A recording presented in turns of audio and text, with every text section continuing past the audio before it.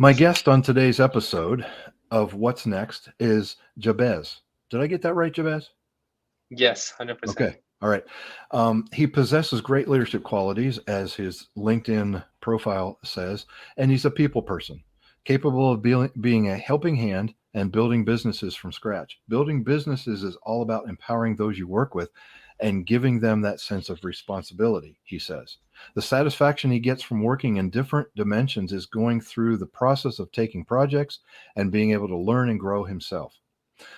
Here's the thing I like about him. He says, I'm grateful that I have two hands, two legs, and a working brain with a beating heart, eyes to see, ears to hear, and a mouth to speak. That's all one can really ask for, to go out into the world in order to empower those around me and help build the people who build businesses, companies, and countries. So now, what you're getting into, what he is getting into, is with his overall experience, he's helping startups grow. He's always believed in building and growing businesses by empowering people.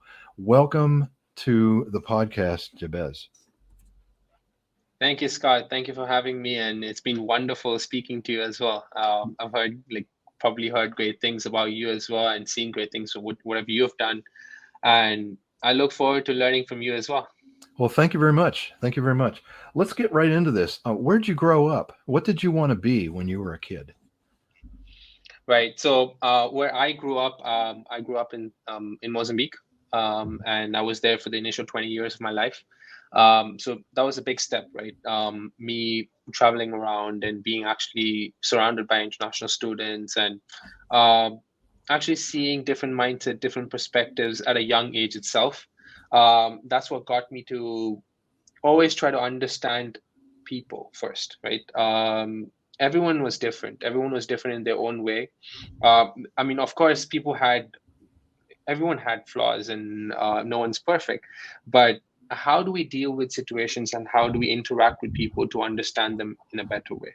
Hmm. Um, oftentimes what I said would not be taken the right way, and I would try to break it down in my mind and try to understand why did it take it that way, Hmm. and I would actually zone in.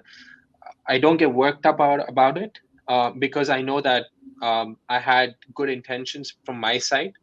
So actually try to convince them or speak to them and try to understand where they're coming from. Right. Um, Right.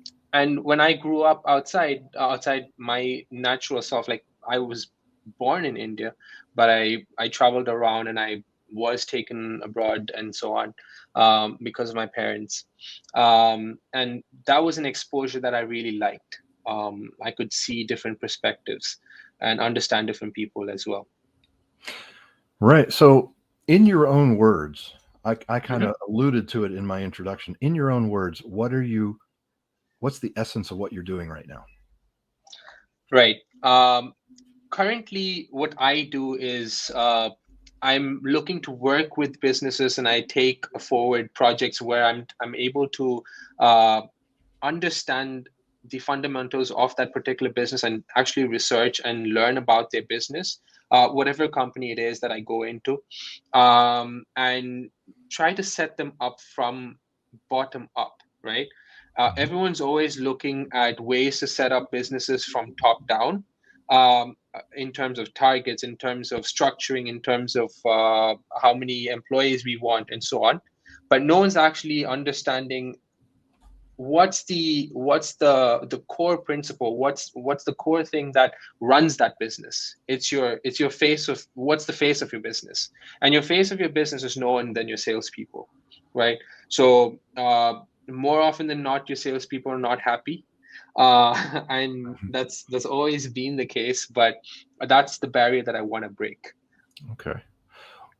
So you haven't always been doing this. What No. was the trigger to jump into this sort of work?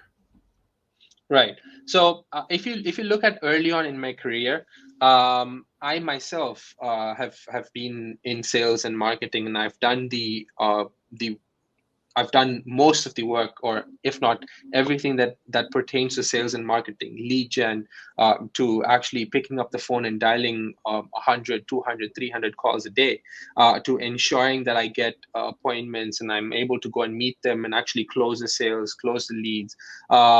So where I figured that I I did not have someone to look up to, or I did not have someone to actually guide me through a process, right? And take me through the step by steps, or actually take me through what exactly is required for you to build your career, right? Um, Oftentimes, a lot of people can give you advices within that company for that company and for you to grow within that organization, but that's not enough.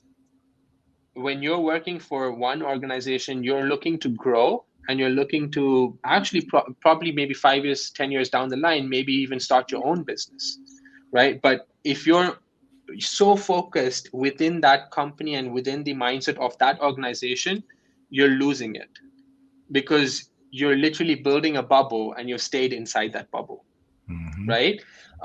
So when I had great parents growing up showing me what to do, how to do things, and how to lead, how to become a leader, and so on, because my dad was in that field.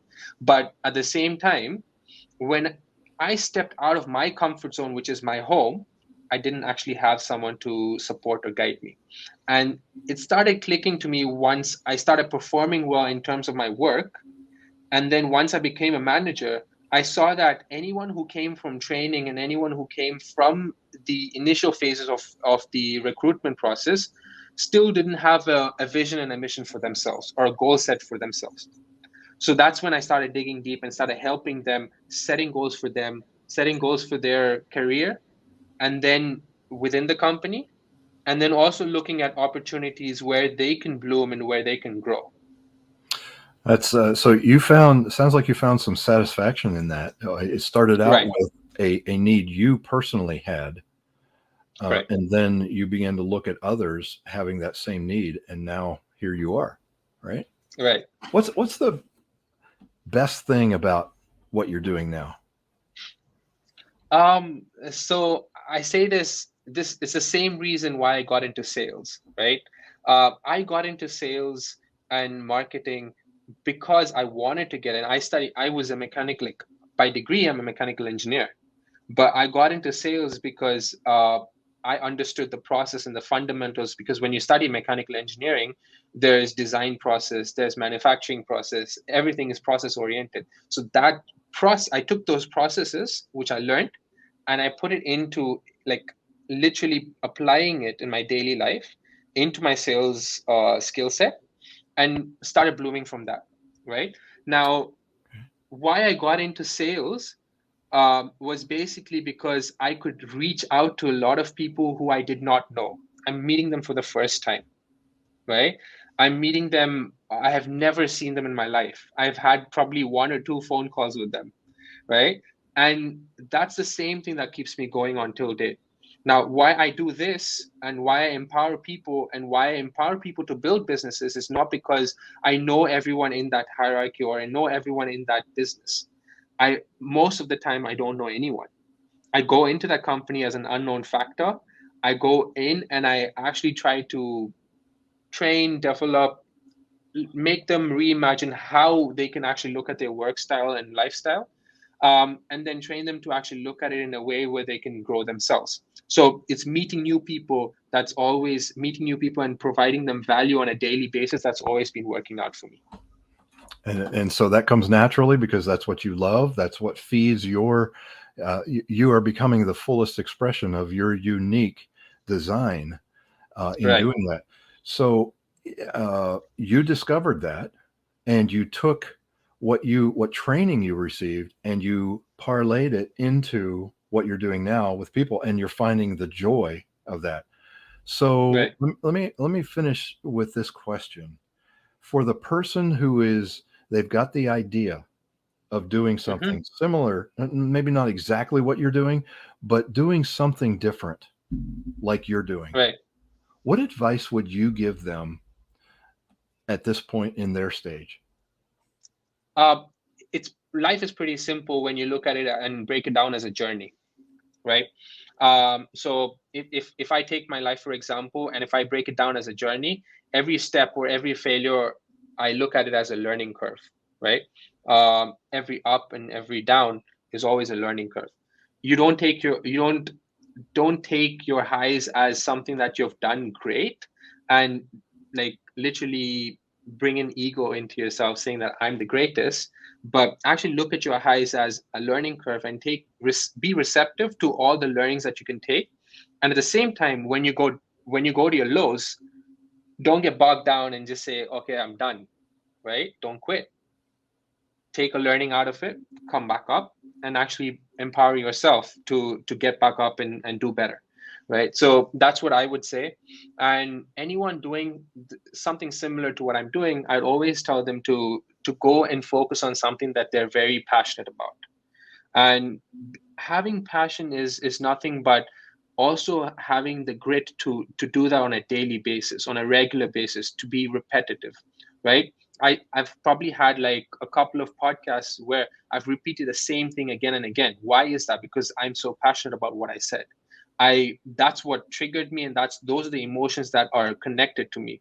And even if you repeat yourself, every time you repeat yourself, think of it as you bring, even if you go and take one soul that actually is receptive to what you've repeated, you've done your job, right? So it's a learning curve, and you jot down your points, whatever you've learned in your past. It's basically like, for me, this is like my journal. Okay, a living journal, right? Exactly. And it's almost, when you were talking about the highs and the lows, what was going through my mind was it's a university with two classrooms. One is Right. the highs, one is the lows. They both have their own curriculum, and they're Mm-hmm. both learning lessons. And if you take all Right. that, then you get a degree in this university of highs and lows. Right. Right. Fantastic. You have been an inspiration to me. This has been a very enlightening conversation, and I trust that those who are listening will have a new perspective on the hope that they have of making a transition to what's next. And Right. Jabez, thank you so much for taking this time to share with me. Thanks, Scott. Thanks for having me.